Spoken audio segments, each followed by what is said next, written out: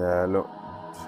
You know, and it comes directly from her involving him in the money and lying to him. And it's... No, but Jeremy, this is a bigger issue now, because look, as I've mentioned before personally, obviously, look, you've been held hostage so far because you love your children.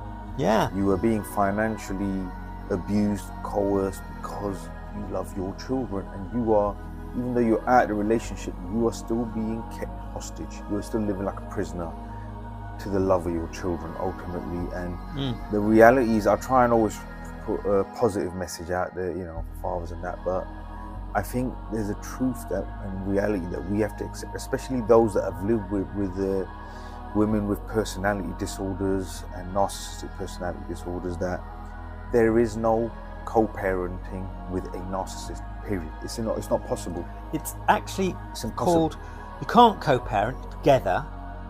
Actually, it's the term for it when you're in this kind of a relationship is simply parallel parenting. Yes. You've got to just do things, you know, and you cross over with the absolute minimum of discussion. And No, but Jeremy, you say that, Jeremy, but okay, you've tried to do minimal discussion, yeah? But look, you're a good man. Look, you're a decent fella, you're a good man, and you love your children. And I know fathers get guilt-tripped into, you know, like you said, the constant money that you're being guilt-tripped into paying, because you know the threat is hanging over your head that you won't see them. So you've tried to fight it, but you've succumbed to it. You've succumbed to it, yeah? She's got money. And look, like you said, she ain't struggling. She's not hard up. But this is where this gets worrying, that you've got all that much money, but you're lying to your own kids because obviously she's not well.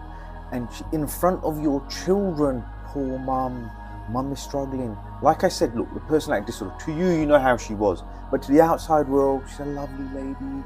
She's a suffering, downtrodden woman. And the scary thing is, even to play that card on your children to win their sympathy so you can use them in your control and power game.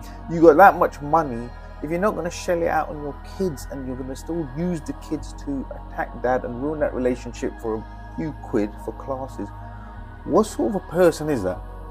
How can you co-parent with that?